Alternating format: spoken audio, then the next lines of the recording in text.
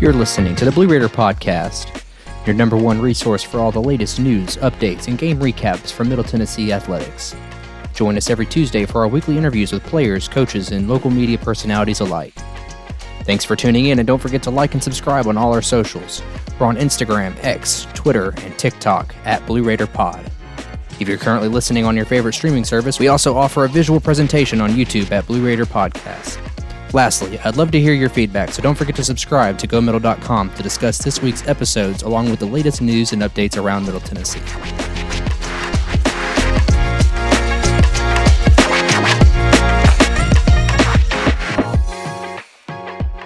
Welcome into the Blue Raider Podcast. I'm your host, Jake Bolden, and today we have another coach on the podcast, and I think there's no better time than to have on head men's basketball coach Nick McDevitt after a big win over Western Kentucky last weekend, and then we're kind of rocking and rolling. Things are going really good for you, Coach. How's it going?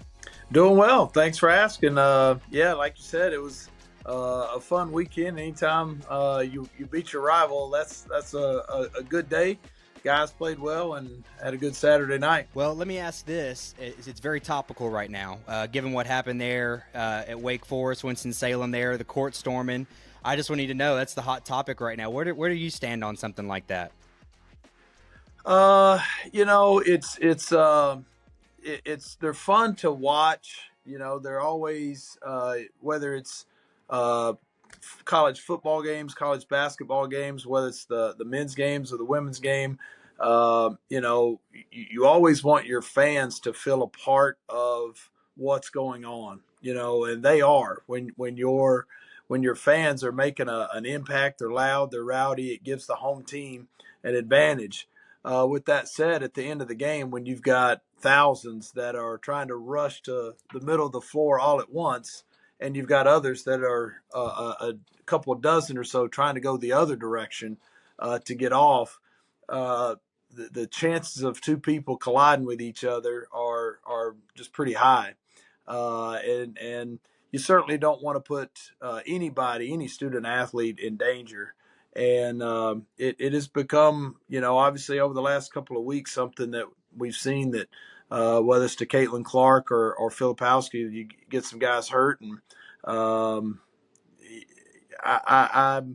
it's something definitely is going to end up having to change before somebody gets hurt. Like I said, they're fun to watch and fun to be a part of. And you want your fans out there with you. Obviously, we had that a couple of years ago. We beat Western Kentucky here for the regular season championship, and when the game's over and we're hoisting the trophy, there's a couple thousand people out on the floor with us. So I know what it feels like in recent memory just to have people that are cheering you on and your biggest supporters out there with you at a big moment. At the same time, there's risk involved as well. So I think it's going to be something that in the near future will be, people try to make it a thing of the past. Yeah, I agree. Not that anyone ever asks a podcaster's opinion on these kind of things, but I know that there's definitely a certain level of excitement when it's your own team. You want to be out there, as you said, you want to celebrate. I mean, gosh, even on Saturday, I kind of felt that rush of emotion. I didn't think we were going to storm the court by any means, but you have that. I can understand when you beat a team like Duke. Definitely you've been inferior for years, and of course you beat a good Duke team for that matter. It just kind of leads to those type of emotions. But yeah, there's got to be some sort of processes in place to keep those student athletes safe and get them off the floor. But and you can also understand like how there's some of the the top 4 or 5 programs in the country that when they lose games on the road, they're getting court stormed every time. There's some that have come out publicly and said, in 7 of our last 8 games that we've lost on the road, there was a court storming, or 4 of the last 5, or 10 of the last 14. And, so for those kind of teams, it's putting their student athletes in danger or at risk more often than most. Right. Well, Coach, we'll kind of move on. I think it's, like I said, it's always good conversation, but one thing that it has the emotions up for yourself and Raider fans alike, you've won 6 of your last 9, and I think you won't shy away from how tough that midseason stretch was for you. What has been the catalyst to get the ship righted, and what needs to happen to carry it on through these last couple weeks? Yeah, I think there for a while, it's no secret we were struggling. We were just trying to really find our identity. When we lost Cam Weston early in the season, obviously that was a huge blow. Anytime you lose your point guard, your starting point guard, that's a tough deal. When it's one of your better players, it makes it even tougher. You look around at when the Grizzlies lose John Morant, they became a very different team very fast. When the Jets lose Aaron Rodgers, you become a very different team very fast. And regardless of how good the next guy is, they're just different, and so we had to have some guys move positions. Justin Porter all of a sudden becomes, instead of playing at the two, he's playing the one. Elias King goes from being a starting four to a two. And so for them, they're just having to learn plays from a completely different spot. That's hard. Then a few weeks later, you lose Josh Agundale. He goes from being a backup center playing 10 minutes a game, and now he's out of the rotation as well. Somebody that you can pound the ball into inside. Chris Loof has been playing really well for us over the last couple of weeks, and really has had a good freshman year. He's been freshman of the year a couple of times, played really well against Western Kentucky. But he's a very different player than Josh Agundale. And so the things that work for Cam Weston and Josh Agundale don't necessarily work for a point guard like Jalen Jordan as a backup point guard for Jalen Jordan and Chris Loof. So part of that was not just the loss of those two players, but the adjustments that the healthy guys had to make. And so I think for us as a staff, we had to adjust the things that we were doing, the offense that we were running, the plays that we were designing. Our fans that follow us and have seen us play over the last couple of years know that we've pressed a lot. We've played deep in our bench, playing 9-10 deep nightly. And now all of a sudden we just couldn't do that anymore. So we don't press near as often. We were one of the top 30, 35 teams in the country 2 years in a row at forcing turnovers. We're in the bottom 100 this year. And a lot of that is just we don't press as much. On the flip side, there's some things that we do a lot better. Our effective field goal percentage on the defensive side is pretty good. So we just had to adjust, and it just took a while. There were things that we were doing in December and January you'd like to be doing in September and October before the games start. You're figuring yourself out, figuring who can do what. Can he shoot this shot? Is he better off coming ball screens off with his right hand, his left hand? Can he make post moves? And you're just shifting guys around while you're playing good teams. And now I think we've just kind of hit a pretty good stride. I think our guys are in rhythm. There's kind of a set, not a set, but our guys kind of feel like they know what's going to be asked of them and what our substitution pattern is going to kind of look like. So there's just some flow to what we're doing. Certainly, we've got some guys playing well. Justin Porter and Jared Coleman Jones, two that are playing really well. JP obviously had an incredible night. Several games ago with 41. I don't know, 5 or 6 double doubles over the last 8 or 9 games. So I think it's just a combination of our team is in a rhythm, but we've also got some of our better players just more comfortable of what's being asked of them now than what was being asked of them 2 or 3 months ago. Yep, you kind of answered my next question, and now kind of lead you into and expanded on a little bit. When Cam went down, the message I was sharing with a lot of people was if there was a time for your starting point guard to go down, it would be the second game of the season because of the amount of time it's going to take for you to find yourself once again. Because Cam was such a vital part of the success this team had last year, especially late in the year. So Yeah, it gives you the time to figure yourself out. And then Josh, who in my opinion was kind of coming into his own in that UAB game, just yeah, kind of has a freak accident, and you lose him there. And I feel like the role that Josh could have played, I sit here every night and I see Jared, and he's he's been in 30 minutes a night, and he's an undersized center, but he's having to go up against some of the best front court, in the conference as of late. And you kind of feel for the guy because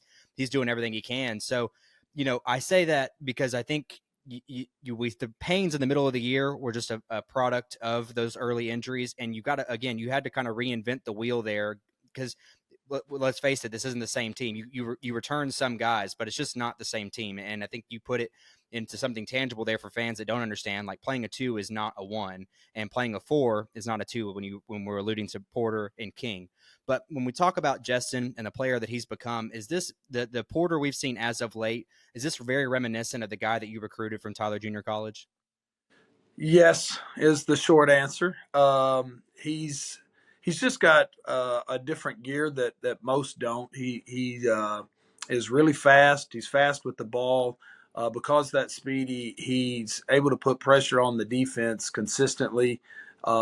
He can shoot the basketball. He's just wired to score. He's more comfortable uh, being a 2, to be honest with you, than he is a 1. But he handles it well enough to play some 1. And he's just a guy that can score from all 3 levels. Um, we saw that from him in junior college, is his ability to play in the open court, and that's when he's really good. And when he's got a wingman that can set things up for him and make it a lot get him some easy ones as well, is what we were really excited about. We see the ones that he can kind of create for himself, and some of the ones that he gets off of the attention Jared Coleman Jones gets when he's got the ball in the post. But earlier in the summer months and in the early part of the fall, seeing Cam with the ball in his hands and create some easies for Porter was fun to watch. But I think with Cam going down and JP having to slide over, now that's a whole different mindset for him. Now we still had needed to have him score the ball, but now he becomes kind of a primary creator, and he's done a tremendous job of that. When you think about somebody that's got that kind of speed, you could imagine them in high school and how they were just blowing by people to go shoot layups. And then all of a sudden you get to junior college and the same thing. We go watch him like, man, this guy's got a different gear than anybody else on the court. When all of a sudden you get to this level of college ball and thinking about last year, Vladimir Goldine, Jamarion Sharp, Trey Jemison, now this year Daniel Bacho, Rodney Howard, they're 7 foot all the way to 7'5" shot blockers at the rim, that those layups that you got consistently in high school and junior college, you don't get as consistently anymore. There's some big time shot blockers at the rim. That's where I think he's really started to elevate his game, is picking and choosing when to get to the basket, when to try to create for others based on who's down there for the other team. How are you able to juggle that with a guy like himself who, again, going in the year, you look at him as a 2, he's a scorer, but as of late, I mean, we see 30 points, 40 points. We haven't seen that. I know he's capable of scoring, like you already said, he has that second gear, but like is a guy, when you see 30, when you see 40, you're already having to change your game plan around the team as a whole. Now teams, when you went into Jacksonville State, it was evident, like he just scored 70 points last week. Like, this is our guy. Yeah. How are you able to, what's the game plan from here on? Because when you go down to Huntsville, I'm sure, as you already know, you're getting the second and third shot at these teams. They're saying this guy is not the same guy we saw January 1st. So how exactly are you able to reinvent? I don't say reinvent, but how are you able to game plan around their game plan? Yeah, I think it's a great point and a great question, and something that we actually brought up to JP after the Jacksonville State game. Uh, I was really proud of how he played against Jacksonville State at their place, because the first time we played him here, he scored 30, and then the game prior to the second Jacksonville State game, he scored 41. And so we were telling him going into the game, they're not going to guard you the same way that they guarded you the first time. You got to know they're going to be more aggressive, try to get the ball out of your hands. So you just got to take the game as it comes. He shot 8 shots at Jacksonville State. We want that number to be higher, obviously, but he didn't force. He didn't shoot it 15 times with 8 of them being good shots and 7 of them being bad. You might as well chalk those up to turnovers. Um, he did a really good job of getting others involved. The defense, particularly in our ball screen actions, they were sending two guys at him every time, trying to get it out of his hands. He just kept making the right play. That's the thing that where his growth has been important for our team, because when you've got, again, going back to his speed, when you got that kind of speed, there's the tendency that nobody can trap me. Guys can't keep me from getting to the bucket. Even if you send two at me, I've got a gear that you ain't got, and I'm gonna go buy you anyway. Well, now you've got two on you, and you're not passing the ball. There's somebody wide open. You've got to make the right play and use your speed all the while. That's where I think he's using his speed to our advantage, not just to his advantage. And you don't have to do that as often. You don't have to think that way as often when you're able to play off the ball. You can let somebody else do that, the primary ball handler, that being Cam Weston. That's where, in his absence, JP has grown as a basketball player. I think there's a level of maturity to speak to on that as well, because I know plenty of kids, even at the Division I level, that can score 30, 40 the next night. That's the game plan. We're going to, JP, you're going to shoot 20 times tonight. That's how it's going to operate. And I think, again, it speaks to the level of maturity that it takes for him to, again, be able to move without the basketball, be able to still share, be understanding that the concept of the game is going to change entirely because of who I was last week. And to move on to other players that I've been extremely impressed with as of late. And again, this podcast, I'll build it on some integrity here. I am the biggest critic of Jared Coleman-Jones, and I was the biggest critic of Jared back in November, December. He turned the ball over a lot, but he's been another player that has taken it to another level when this team has needed him the most. And again, I'll eat my words, and I'm being upfront and honest about it. Again, you're transitioning this team from a Dishman-led offense because you were very comfortable with him on top of the keys. There's moments where, again, my opinion, Jared seems uncomfortable, but you found ways to get him the ball either on the baseline, maybe not necessarily at the top of the key, but you're finding him at the free throw line. He's still able to operate like that. The turnovers have gone down. The scoring has gone up. Evidently something is working for him. And again, I have to say, I'm proud of him. And there are times where I close my eyes when he gets to the 3-point line, he squares up, but good God, on Saturday, he hit all three of them. And like I said, I'll eat my words. I'm a fan of Jared right now. But I mean, I got to cut the kid some slack. He works his butt off down there, and he's going to, again, he's not as big as his front court is in the CUSA. And there's a lot to be said about his effort. He has done a great job, Jake, of adjusting. And you're right. One of the things that we've been really good at over the last couple of years is being able to put our center Dishman at the top of the key. He was a great passer. Was really good at leading guys, particularly some of our backdoor cuts out off the wing and out of the corners for layups. Dishman was a really good undersized passing post player. And Jared can pass the ball as well. But one of the things, Jared passes it a little better coming out of the post than he does outside in. He's a good passer inside out. But one of our better post passers was also Josh Agundale. Some of our guys would tell you, like early in the year, some of our backdoor cuts are coming, the pass is coming from Josh. So we're at that point looking, do we keep running the same kind of offense this year with much bigger bigs than Dishman? Over the past several years, our 25 to 30 minute center was 6'6", 235. Now coming into the season, we had three guys that were 6'10", 6'11", 6'11. And early on, there were a lot of good things that we were doing offensively. Then out goes your point guard and the backup center. Well, now Jared having to play a lot of minutes at that center spot, we just found, and so did he, that it's a lot more comfortable being up there some in that high post area, but not the entire possession, and which obviously not the entire game. Dishman did a lot of his operating in the mid post or at the top of the key. Jared's just done a really good job of being kind of down in that short corner baseline area, but also on the block. Doesn't mean he can't operate some at the top of the key, but as the majority of his touches and his minutes, he's found himself down more on that baseline. To your point, his turnovers have gone down, his assists have gone up, and his point productivity has gone way up.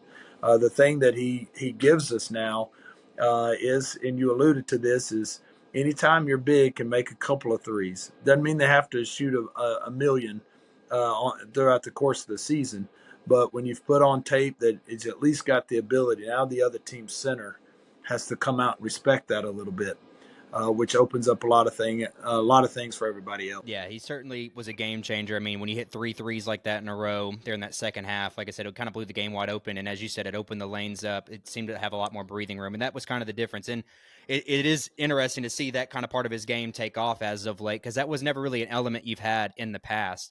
But as far as this team, again, moving into this season, turnovers have always kind of been an issue, and not so much as your early years. I remember your first couple of years here. That was something in the media room was constantly being addressed, and it was the basic. And you always alluded to the fact that it was just the basic fundamentals. You had guys that were moving faster than their brain was, and it was just kind of it was just physical errors. And sometimes now, when you're trying to run an offense, you just can't afford those. And as you said, your effective field goal percentage is actually great, top 100 in the country. But it's a matter of valuing those possessions. So as you move into this year, and the turnovers have gone down significantly as we've gotten deeper into Conference USA play. What are the things you've done to address those issues? Is it more of a schematic thing, or is it like it was in the past where we just need to slow down and run our offense? Uh, a, a, a little bit of all the above. Mm-hmm. Some of it was just kind of getting back to basics, drilling skill in practice, doing footwork drills and passing drills, also schematics, putting guys in positions that they were more comfortable in. Because with one offensive style, one offensive scheme, what a lot of our players were working on in the off season were things that were built into this kind of an offense. And now all of a sudden, when you're asked to do something else, what a player like JB, who's been here for 3 years, or Elias King's been here for 4 years, is now, we're not going to run this offensive system anymore. So what you've been working on as an individual that fits into what our team is going to run isn't there anymore. We're going to ask you to do something different, Elias. You're going to have to do this in this kind of an offense, because now JP's our point guard and Jared Jones is going to do a lot of operating down here. Well, what you're going to be asked to do as an individual player is something, I don't want to say you haven't worked on, but it hasn't been what your primary focus is on your individual skill development in the off season. So now all of a sudden we're our players and us as a staff, our whole organization, those are the things you're working on in December, and you're trying to get ready for Belmont and Murray State and St. Mary's, UAB. Those, you're working on skill development stuff for your own offense while you're trying to figure out how can we guard these guys. So we were throwing a lot at them, and out of necessity, and that's what I was then and still am really proud of them for, is a lot was being thrown at them. We're not only going to ask you to try to figure out, these 3 or 4 sets that our opponent like to run the most and the OBs they like to run the most, but we've got to start putting in more plays and different plays and a new offense for us too. And we're no longer going to press. We're going to start guarding this way. They were getting a lot thrown at them, and they've done a good job of kind of coming out the other side of it. Yeah, let me, kind of recap and repaint that pictures for the listeners. I mean, you've got 2 key injuries in your first 2 weeks of the season. You're having to work on some skill things outside of also having to work on your offensive schemes because of the fact that you've lost these 2 players. You have a tough non-conference. You're having, like you're saying, you have the likes of Belmont, you have the likes of St. Mary's, who has certainly turned their season around. There's just not an easy game, and I want to say all that to go into Conference USA play. And I think one thing that has frustrated fans is when they look at this conference, you see UAB leave, who you ended up playing anyways, and then you have North Texas leave, and now you've got this FAU freight train that came out of nowhere and hasn't seemed to slow down. Well, I'll take it back. They've slowed down a little bit this last week, but they're still top 25, top 30 powers. you see these teams leave, and everyone looks at Conference USA and says Sam Houston and Louisiana Tech are your best teams you have to offer. And I think you can speak to it, and anyone that watches enough basketball in this conference especially, it doesn't look sexy when you look at your league leader as 8-3 or 8-4, whatever Sam Houston La Tech is. But the reality is this conference has so much parity, and we saw the likes of that on Saturday, and we could very well see the likes of that in your upcoming games because you're going to get an opportunity to play those top two teams the next couple of weeks. So tell me about what the challenges are of Conference USA, because when you look at it from a non-conference perspective, you might think this team is very weak, or this conference is very weak defensively, but I think you can attest to the fact that this league is well-rounded throughout. Even FIU is capable of beating the top teams, and we were able to sweep them. I don't know what that says about us or about FIU, but what it shows is that you can get beat on any given night. And for MTSU's sake, we're a couple shots here and there, we're a couple turnovers here and there. From as opposed to being 6-7, we could be 8-5. You know what I mean? Like, that's just how this conference goes.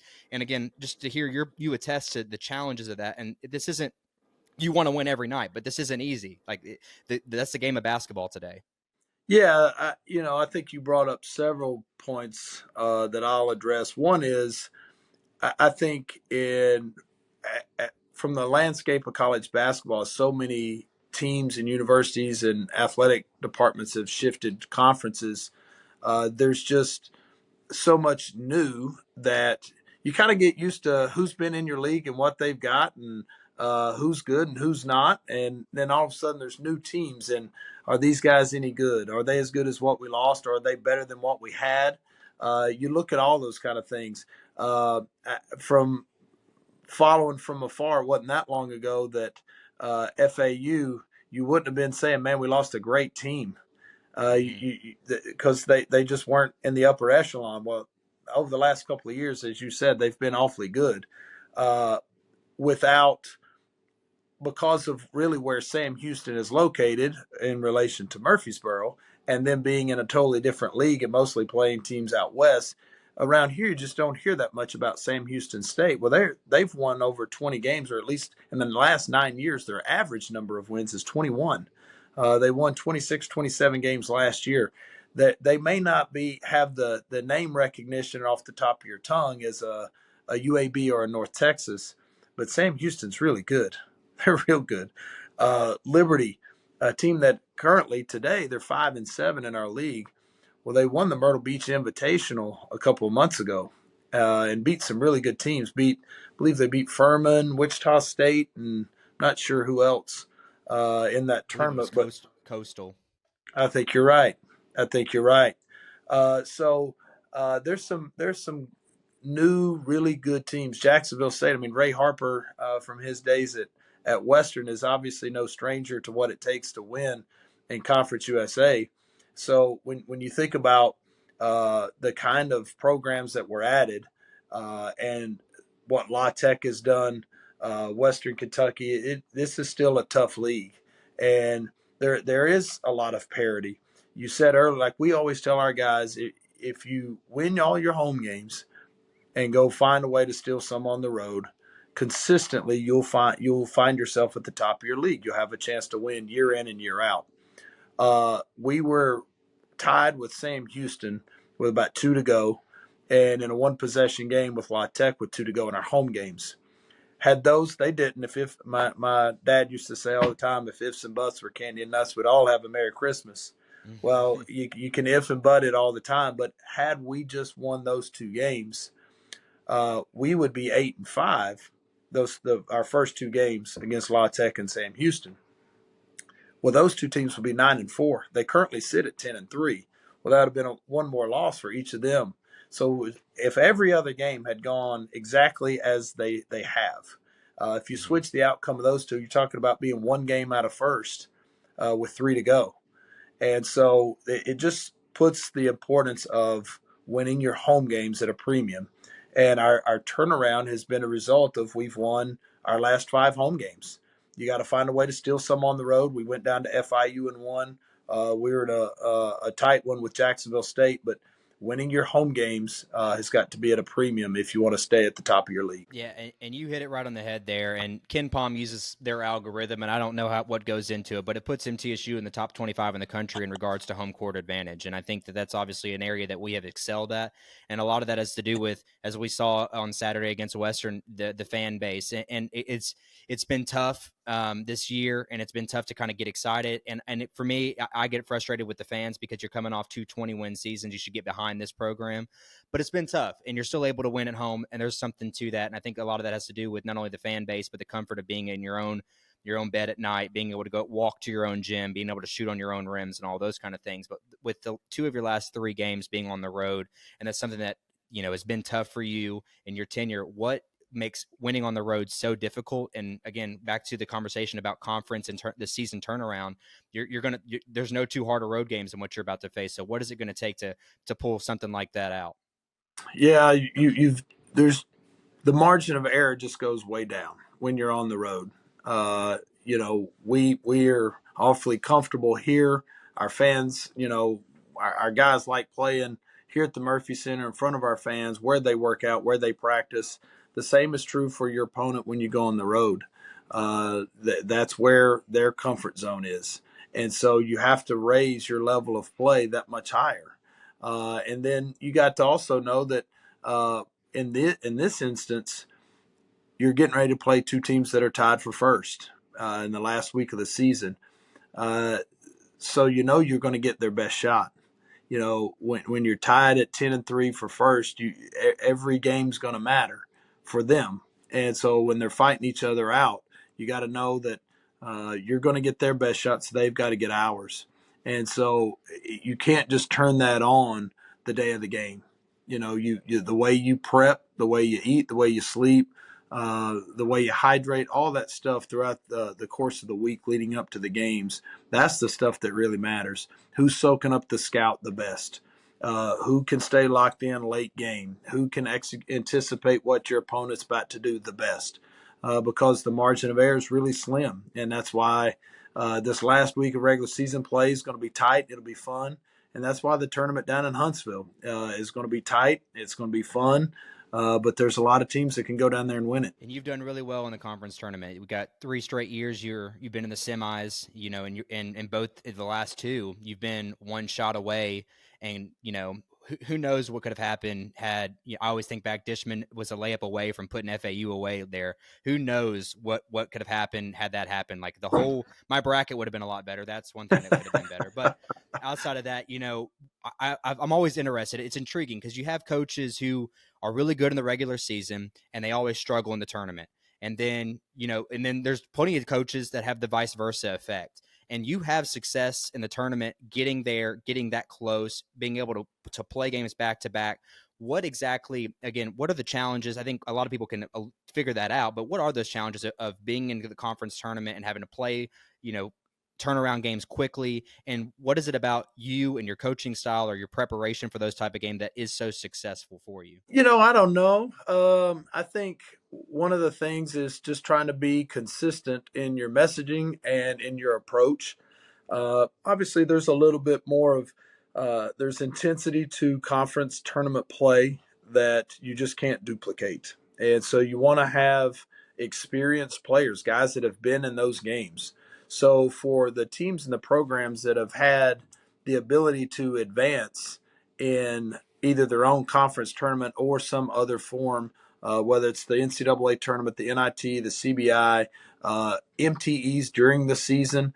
That was another thing that really helped us is 2 years ago we won down in Cancun. Last year we won up in Canada. We won those MTEs. So our guys knew kind of what it took to play really well for 3 straight days. And then you advance in the conference tournament. They know what their bodies are going to feel like, in the last 10 minutes of the second half on day 2. They know what it's going to take on day 3. Well, my body hurts. Yeah, but so does his, the guy on the other squad. There's value in that. And you just don't know what that is if you've never been there. Your team just hasn't advanced. And so having upperclassmen is an advantage, but particularly upperclassmen that have advanced in those tournaments. And then, I think you can also just get too uptight. If you're coaching uptight and you're screaming and yelling at every time they breathe the wrong way, I think your players feel that, and we certainly try to make sure that we're coaching them in the semifinals the same way we did on January the 20th, and do what you're supposed to, play the game the right way, and the results kind of take care of themselves. I had an old high school baseball coach who used to tell me we'd be in games. We weren't necessarily any world beaters, but he used to tell me before tournament games, he's like, "Well, we're here. We might as well win it." And so that's That's kind of the right. mentality. That's the mentality I think that this basketball program has when they're in those tournaments, and that's just kind of the spirit of March Madness in general. Like, we're here, like we have just as much of an opportunity to win this game as they do. So I think again, it's a testament to, I guess, the mental battle that is tournament basketball, and it seems that you guys have that. But some of these guys that you were able to recoup some talent from that team last year, and we've already talked about Cam being out, but you got guys like Justin and Elias is a big part of that too. I think, and I'm sure you can speak to this. I'm sure Elias's leadership and Jared Coleman Jones, those are guys that are able to kind of rally the troops, because it's real easy to lose games and be down on yourselves, but it takes a lot of character to be able to gather the troops, put yourself back, and we're here, we've got to win this basketball game. Yeah, that's the thing that has been. There's just been a different feel about this group, and I think your point is a good one. That uh, guys like Elias, Jacob Johnson, who's transferred in but is hungry to win, got his head on his shoulders the right way. Justin Buford's played in some critical games in critical moments. Not just been on the team, but he's been out there. He's been in the thick of it. Those are the guys that carry you this time of year. And if those guys, their emotions are like a roller coaster, you perform that way on the court. You see massive swings, and you kind of want to stay as even keel. Enjoy the big wins like we had this weekend, but also keep it in perspective. You want your team to hurt because it matters in the disappointing losses, but also keep that in perspective. Our team had a tough blow early in the season, and they could have pouted, and just our chances of winning the regular season championship took a hit that day. It took a bigger hit the day that Cam got hurt. It took another hit, a few weeks later with Josh, and there could have been the season's doomed and gloom, and packed it in, but they didn't. And now there's just, that's not to say we didn't struggle and that there weren't struggles. We did, and they did. But when you come off of two seasons where you've won 45 games, I don't know what we were, 30-2 or something over the course of 2+ years at home. You're picked in a tie for first preseason, and then those things happen in the season. After the season's already started, there's some hit to that, and I'm just proud of them for how they've stayed tough, stayed together, and have found a way to be playing some pretty good ball here in late February. Absolutely, and I'm super excited about it with those last 3 games coming up. And I know that we are recording this now, and this will be released next week, so we'll have the result of the Sam Houston matchup. But Coach, I really appreciate you coming on. I know, as we've said, the ebbs and flow of this season, and it's always tough to pull you in the middle of the season to talk about some of these things. But I appreciate your time, Coach. And again, I'm myself, and I'm sure you will encourage us fans. I know a Tuesday night Liberty matchup is not necessarily one that people had marked on their calendars months ago, like myself. But I mean, that's an exciting game. You should be out for that one, because Liberty, we got a chip on our shoulder from that matchup that we had there in Lynchburg, and hopefully we can return that favor. Yeah, it was not a fun night. Obviously, the end result was not fun. The outcome was not fun. We had two guys. Justin Porter was sick, hadn't practiced for the 3 or 4 days leading up to the game. So I know he'd like to be able to go out there and, with regardless of the results, be able to play in the game feeling like a human being. Ozell Jackson had a stomach bug, and I know he's not one of our high rotation minute guys, but he didn't practice at all because he was sick.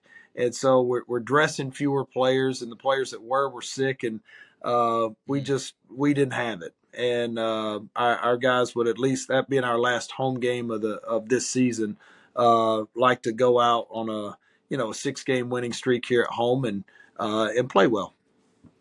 It sounds like you need to quarantine a little bit this next week here and get everyone apart. We'll go back to our 2020 days and get prepared for Tuesday. But, Coach, again, absolute pleasure to have you on. I appreciate you taking your time to talk to me. No problem. Thanks for having me. Thanks for sticking around to the end of the episode as we go over the Raider wrap-up portion.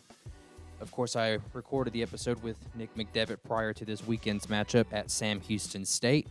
The men fall to the Bearcats 64-81. It is Jaron Coleman-Jones that leads the Raiders with 18 points, 4 rebounds, and 4 assists.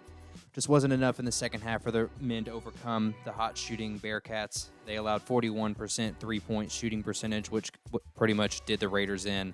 The closest they were able to pull it was within 7 points there early in the second half. But again, the three-point shooting, inability to just score late, kind of put it out of reach for the Blue Raiders. And they still have time to kind of figure things out because despite losing, there's just in a weird conference, as stated in the interview, that anything could still happen in the last week. As of right now, the Raiders are in a tie for 4th place, but they lose that tiebreaker to Liberty, and hopefully they can break that tie this Tuesday night, tonight, against Liberty. That tip-off is at 6 and can be viewed on ESPN+. The last time the Raiders played at Liberty in Lynchburg, they lost by a score of 53-88, and we got a lot of great insight there from Coach McDevitt about what happened prior to that game. I didn't realize we had so many players sick, missing practice. That certainly made preparation for that game difficult, as well as playing in a hostile environment that is Lynchburg, Virginia. But the Raiders look to bounce back tonight, so expect to see a lot of Blue Raider fans there as we try to move up in the standings and try to move towards that 4th place finish. Then at the end of the week, the Raiders wrap up their regular season in Ruston, Louisiana at Louisiana Tech. That tip-off is at 2 p.m., also viewable on ESPN+. Last time the Raiders were here was actually the kickoff of the Conference USA season on the 11th of January, where the Raiders lost 52-60 at the Murphy Center. Justin Porter did score 24 points in that matchup. The Lady Raiders, they continue their winning ways now at 14 straight conference wins. 93-62 home win against Sam Houston State. A lot to be excited about in a game like that, but it's always good to see Tamia Scott with 26 points and 4 assists. She certainly, again, picks up slack where, Savannah Wheeler may not be putting in as many points as we're accustomed to, but when he scored 93 points, everyone was kind of contributing their load that night. Jalen Gregory was quiet for most of the game, but then in the fourth quarter, she scores 15 real fast. So it's always good to kind of see that production come in many ways, especially Sam Houston's the bottom of the barrel when it comes to Conference USA, but when you score 93 points on a Division I opponent, there's still a lot to be said about that. They were able to shoot 57%, which is the second highest on the season. The Lady Raiders hope to finish off a perfect season. The biggest test they're going to have left is going to be tonight at Liberty in Lynchburg. That tip-off is at 6 p.m. Central Time, also viewable on ESPN+. Lady Raiders had their way with the Lady Flames on the 8th of February, defeating Liberty 81-55 at Murphy Center. It was a big second half where it was really close. First half tight at the break, and then the Lady Raiders outscored Liberty 45-16 in the second half to take that one home. So I fully anticipate Liberty to bring the crowd tonight, make that game very challenging for the ladies. And, of course, when you have a perfect regular season on the line, a lot of teams are going to want to ruin that. Then on Saturday, the closest competition the Lady Raiders have had in conference all season is Louisiana Tech. If you go back to their first game on the 10th of January, where they won in Ruston by a score of 64-61 in overtime. We needed every bit of Boulder Ava's 32 points and 12 rebounds that evening. Louisiana Tech is certainly a head-scratcher. They started the month of February all the way down in 8th place in the conference, and they have slowly moved their way up to 4th. And I made a comment a few episodes ago about how Louisiana Tech is potentially one of the best, worst teams in the country. They just find ways to lose games, and they're definitely a tough opponent, and they're certainly a team that I would keep my eye out for coming the Conference USA tournament, given that they are right now sitting in 4th place, so they would be the semifinal matchup. Barring that we advance that far, I would hope so. Another little caveat to the game this weekend is that if you haven't already heard, the tip-off is at 8:30 a.m. And if you're questioning why or what happened there is the girls' TSSAA state championships at the Murphy Center this weekend. So with a scheduling conflict, the game had to be moved up, and the earliest they could do it was 8:30, and I believe the other alternative would have been to do it really late at night. So I think we'll be happy with the 8:30. The fans may not be so much, but there's plenty of ladies basketball happening at the Murphy Center outside of just the Lady Raiders this Saturday. Baseball had a up and down week, starting the week with a loss at home to Lipscomb by a score of 3-7. James Sales goes 4 2/3 and gives up 3 hits, 2 earned runs, and 4 strikeouts in the losing effort. Then on Friday, the men traveled to Martin, Tennessee to face the Skyhawks and dropped the Friday matchup in a mercy rule 14-2. And it certainly looked like it was going to be a very long weekend for the Raiders, but they bounced back nicely with a Saturday 17-8 win, and then on Sunday winning another barn burner by a score of 10-8. I give my MVP of the weekend to Trace Phillips. He went 4 for 10, scored 3 runs, hit 2 home runs, totaled 7 RBIs, and 2 walks. The men are back in action on the road this week at Southeast Missouri for a matchup this afternoon at 3 p.m. against the Red Hawks, and then they return home this Friday to face St. Bonaventure Bonnies at Reese Smith Jr. Field. They kick off that series this Friday at 3 p.m., and that is the bat pin giveaway according to the promotional calendar. And then they have a doubleheader on Saturday. That first game is at 1 p.m., and then Sunday on the 10th, they'll wrap it up. That one is at 1 p.m. also. And all 4 games will be viewable on ESPN+. Softball had a huge week. They also faced off against Tennessee Martin on the road earlier in the week on Tuesday, dropping that contest 3-7. And then this last weekend, they hosted the MTSU Invitational, finally making their appearance. They hosted Detroit Mercy on Friday after some rain cancellations, defeated the Titans 9-1. Then on Saturday, they lost North Alabama 1-6, and then defeated Bradley 6-2. And then finally on Sunday, they avenged the loss by beating North Alabama by a score of 3-1, and then they had a 3-game series with Detroit Mercy. On Sunday, they won the matchup 6-1, and then yesterday on Monday, they defeated the Titans 3-2 in Game 1, and then 4-0 in the second game. We have 2 Conference USA Player of the Weeks in the clubhouse with Amaya Harris. Over the entirety of the week, she went 14 for 23, scoring 5 runs, 8 RBIs, 4 doubles, 5 walks, 2 hit by pitches, and 4 stolen base. So Amaya Harris, the right fielder, very busy this week on the base paths and, rewarded with that Conference USA Player of the Week honors. And then Cameron Karsich in the circle. She gets Pitcher of the Week for Conference USA. Over the week, she goes 3-0. She hurled 23 innings, only allowing 21 hits and just 4 earned runs in 23 innings. Very impressive. And then for her, she also strikes out 18 over the week and tied a career high with 8 strikeouts. She also collected a save yesterday in the Monday Game 1 matchup against Detroit Mercy. They are finally kicking off Conference USA season in softball this weekend as they travel all the way to El Paso, and they'll face the Lady Miners. That series will start on Friday at 7 p.m. As it sits right now, I am unaware of anywhere to view that game, but of course, GoBlueRaiders.com will have all of your written report. We'll have all of your game wrap-ups online, as well as what we'll cover for you on next week's episode. Men's tennis had 2 in 1 week.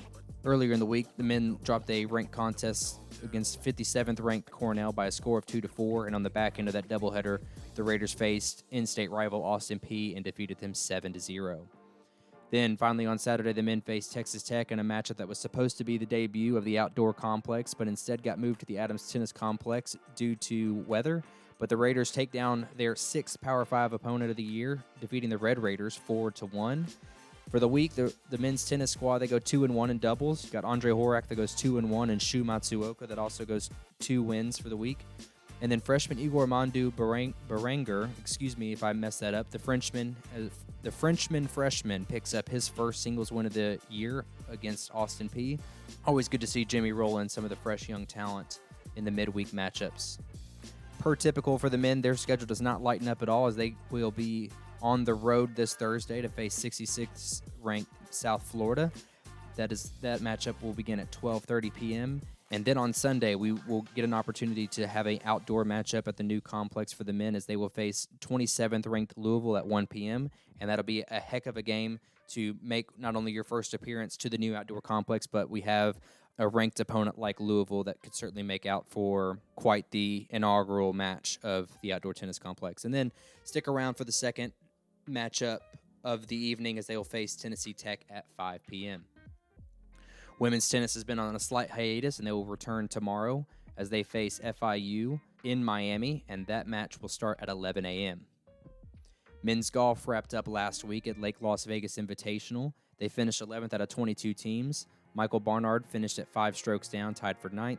Marcus Varjan at 4 down, tied for 12th. Sheldon McKnight, 2 strokes down, tied for 25th. And Luke Perkins at 1 stroke over, tying for 47th place. As of now, the men are down in Bluffton, South Carolina, competing at the Colton River Collegiate, and those results will wrap up this evening. Women's golf, they are back in action next week as well. On Monday, there will be the Jackrabbit Invitational, which is in Boulder City, Nevada, hosted by South Dakota State. And keep tuned for those updates as they come to us by next week's episode.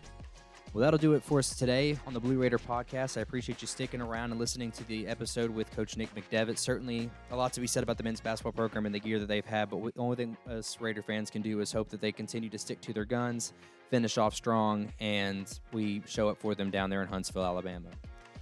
Well, until next time, don't forget to follow us on our socials at Twitter and Instagram at Blue Raider Pod, as well as listening to the visual presentation over at YouTube at Blue Raider Podcast. And until next time, go Blue.